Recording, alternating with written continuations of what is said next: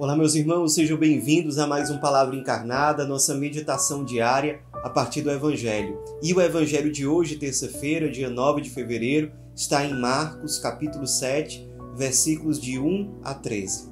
Mais uma vez nós nos reunimos em nome do Pai, do Filho e do Espírito Santo. Amém. Vinde, Espírito Santo, vinde por meio da poderosa intercessão do Imaculado Coração de Maria, vossa amadíssima esposa. Vinde, Espírito Santo, vinde por meio da poderosa intercessão do Imaculado Coração de Maria, vossa amadíssima esposa. Vinde, Espírito Santo, vinde por meio da poderosa intercessão do Imaculado Coração de Maria, vossa amadíssima esposa. Diz o Evangelho de hoje.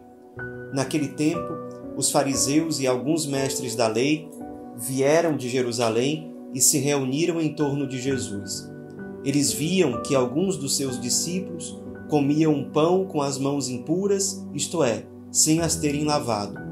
Com efeito, os fariseus e todos os judeus só comem depois de lavar bem as mãos, seguindo a tradição recebida dos antigos.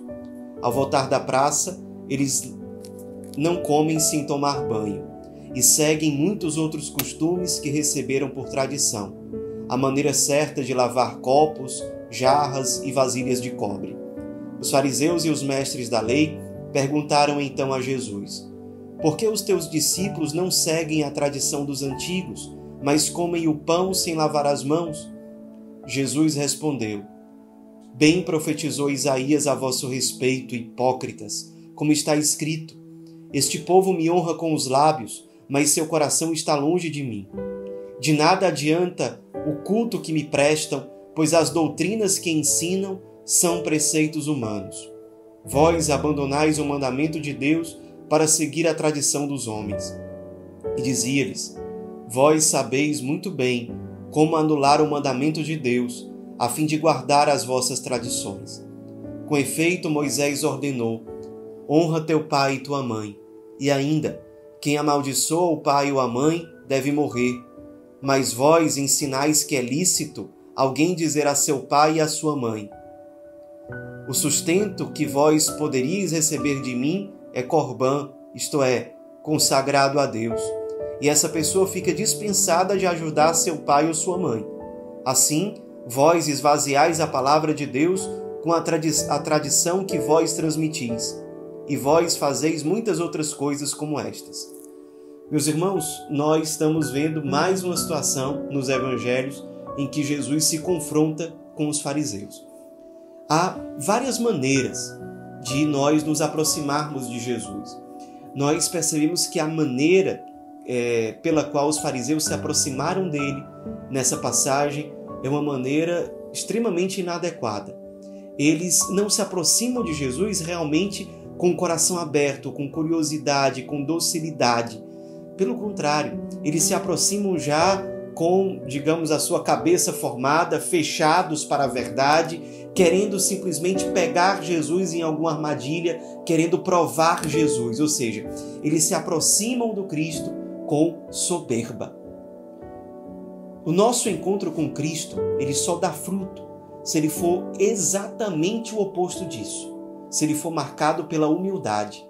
Não à toa a humildade é considerada a mãe de todas as virtudes, porque é a partir dela que todas as outras virtudes vão sendo construídas e solidificadas dentro de nós. A humildade é o modo correto de nós nos aproximarmos de Deus, de nós nos aproximarmos de Cristo. Nós vemos que esse coração soberbo dos fariseus os leva a uma situação inclusive de inveja. Eles começam a se perguntar: olha, por que nós temos que seguir aqui um monte de regra para lavar as mãos, para lavar copo, para lavar jarra e tudo mais, e os teus discípulos de Jesus não se preocupam com nada disso? Quem é muito apegado a regras geralmente se sente mal quando vê alguém que não tem aquele mesmo apego, porque a espiritualidade, entre aspas, construída na base de regras, ela se torna simplesmente um fardo, um peso.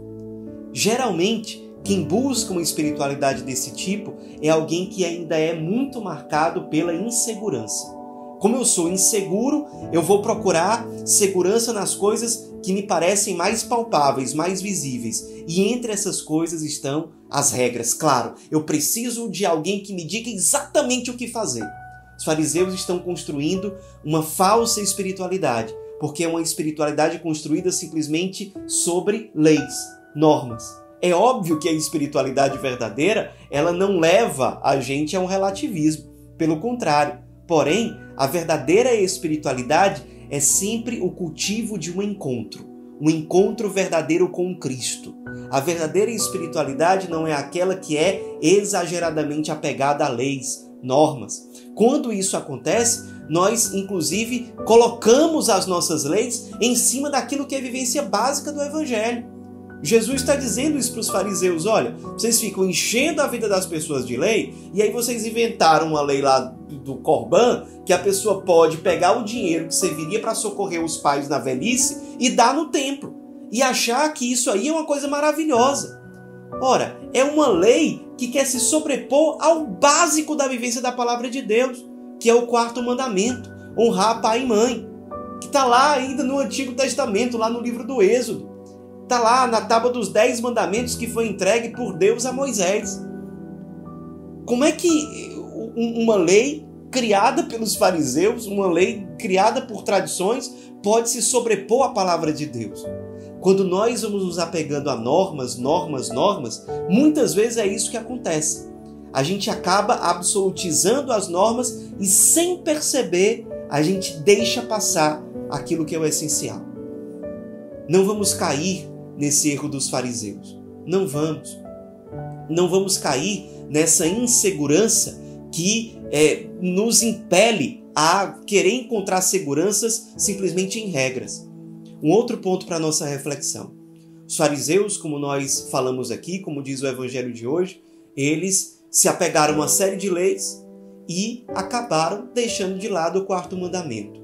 Vamos aproveitar o ensejo e refletir sobre a nossa vivência do 4º mandamento. Isso é vivência da palavra de Deus, isso é vivência do Evangelho. Nós estamos honrando nosso pai e nossa mãe.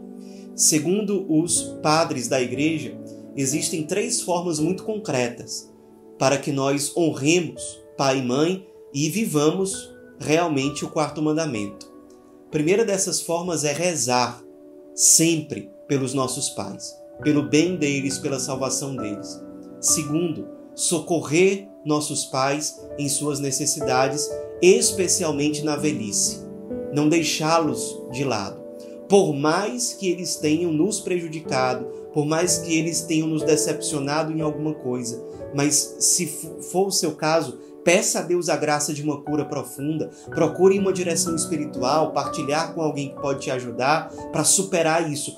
Você não vai conseguir ser santo carregando essa ferida dentro de você, essa falta de perdão, esse ressentimento. Peça a Deus incessantemente essa cura e procure ajuda. Terceira forma concreta de honrar pai e mãe é vivendo uma vida que os honre. Desonrar pai e mãe é, por exemplo, quando a minha vida dá contra-testemunho do Evangelho. A minha vida é um instrumento de vergonha para os meus pais. É óbvio que isso é contrário ao 4º mandamento. O 4º mandamento é vivido quando a minha vida honra os meus pais. Através do meu modo de viver, através do testemunho do Evangelho que eu dou. Enfim, vamos refletir sobre esses pontos para que a palavra de Deus hoje, de fato, seja encarnada na nossa vida. Ave Maria, cheia de graça, o Senhor é convosco. Bendita sois vós entre as mulheres, e bendito é o fruto do vosso ventre, Jesus. Santa Maria, Mãe de Deus, rogai por nós, pecadores, agora e na hora de nossa morte. Amém. Em nome do Pai, do Filho e do Espírito Santo. Amém.